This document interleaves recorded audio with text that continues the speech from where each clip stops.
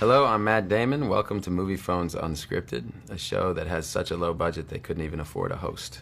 I'm sitting here with Leonardo DiCaprio, to talk about our film, The Departed. We're going to ask each other some of your questions as well as some of our own. And I'll start with the first question. Here we go. Matt to Leo. This is from Neil in Houston, Texas. You must get offered countless film roles. What compelled you to do The Departed? Besides the fact that Martin Scorsese was directing it. Besides the fact that Martin Scorsese was directing it. No. Yeah, I mean, I must say that I got the script around the same time that Scorsese did. And obviously you read the script as well. I would hope. I didn't, actually. You didn't? I just showed up. But, you know, it was one of those page turners. It was one of those...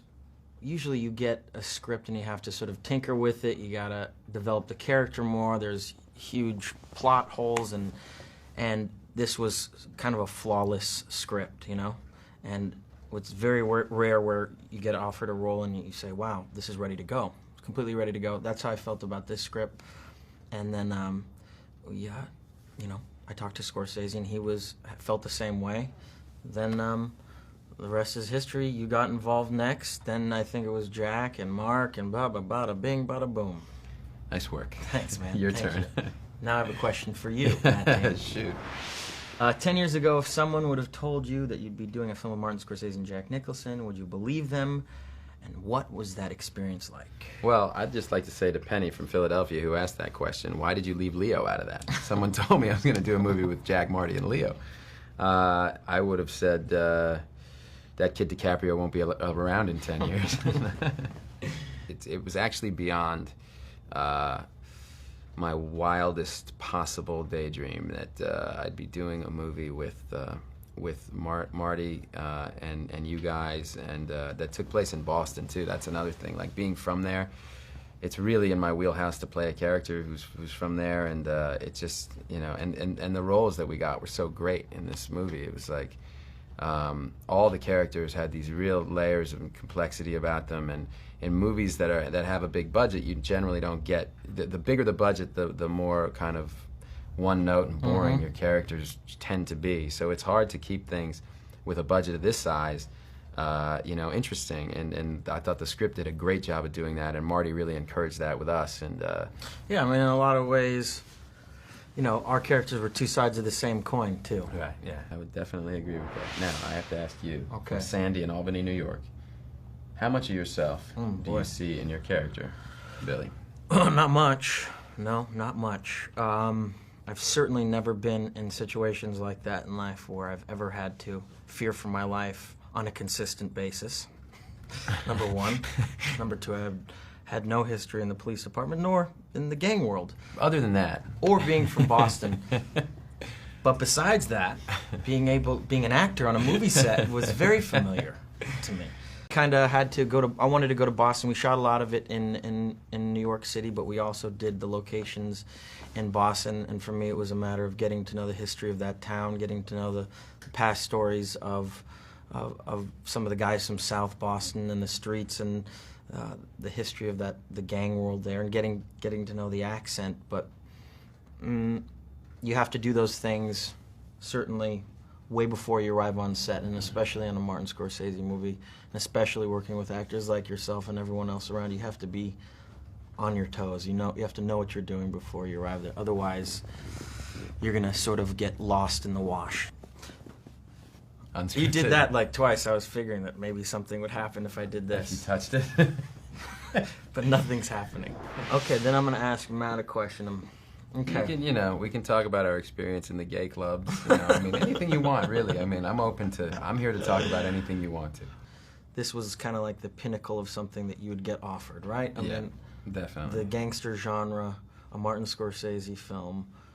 I mean, I know that when I first got, when Gangs in New York first happened for me, I felt like I won the lottery. Right. Yeah, That's how I felt. Yeah, So well, I mean, it's every actor's dream, and also, you know, I mean, you get on the set and you realize that it's every crew member's dream, like that everyone is at the top of their game who's working for him, and everyone's happy to be there and feels lucky to be there, and is excited to be there because he's giving everyone space to do their best work, and that was great.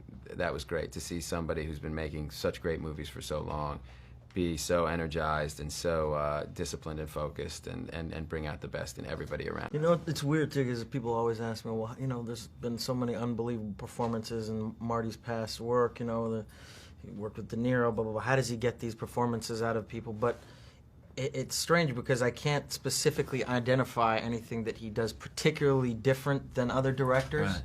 I just feel like there's such a respect level for him when people come onto set, even like minor characters, that everyone is just on their A game. Yeah, you know what I'm saying? Absolutely. And they know that they've got to come completely prepared with something to offer that man. You know what I they mean? don't. Well, They gotta nobody do their wants to homework. show up empty-handed, right? Yeah. That's right.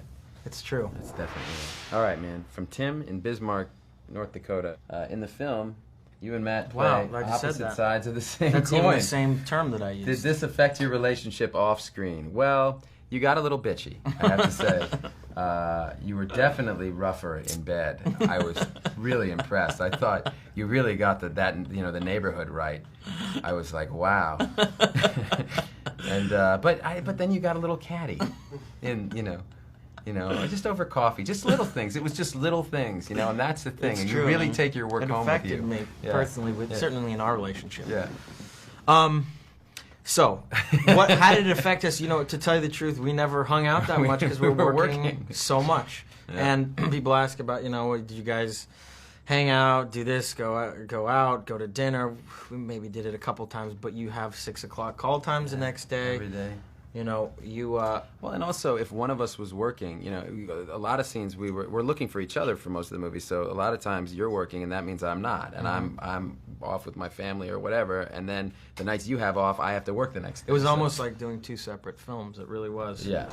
Okay, Leo to Matt. From John in Omaha. If Project Greenlight had followed the making of The Departed, what would have been the most memorable episode? Well, The Departed probably cost about $100 million, and the Greenlight movies cost $1 million. So the most memorable episode would be the one where Harvey and Bob were having a heart attack because we were $99 million over budget. But actually, with the Greenlight thing, it was always, we always felt like if you put a camera and really showed what happened in the making of any of the movie sets that we were on, that there was really kind of compelling. It would make compelling viewing, and this, this had a lot of really great moments. I mean, Jack showing up and being so unpredictable and being, he's great in the movie, but he's just so inventive and so out there that you could see everyone's blood pressure would rise. On the production end, because they'd be going like, oh my God, what's he gonna do? I know you did a scene with him where he requested a fire extinguisher and matches and like a gun, and you're like, what? I don't know what the guy's gonna do. He's gonna light me on fire? Like, what's the point? Gets obsessed. Yeah, and he gets obsessed. Matt to Leo again. Oh, Matt to Leo. All right, from Nora in Atlanta, Georgia. In The Departed, you lead a double life. What are some of the pseudonyms you have used when checking into a hotel? Oh, that's great. I guess I can just kibosh all the everyone that I've ever used in the past. Pseudonyms. Well, I'm not going to tell because I still use them, right? Right. No, absolutely. Unless you're ready to. Is there a pseudonym you're ready to retire that you've outgrown, or you want to keep? Okay, that's it. So Nora from Georgia. I'm sorry. Classified. That will remain unscripted. So thank you to Matt Damon and everyone at Moviefone and everyone sending in their questions and their requests. And please go check out our film Departed. I think it'll be worth your while. Thanks a lot. Thank you. And go ahead and look in the middle and then just turn out. There you go. So it looks natural. So that's you guys both staring at this. I don't know what that means. So we're turning out? It's like the Eyewitness News action team. You got to do like that move. Oh, we're doing that? Yeah. Okay. Ready, So, yeah, cool. Quiet, please.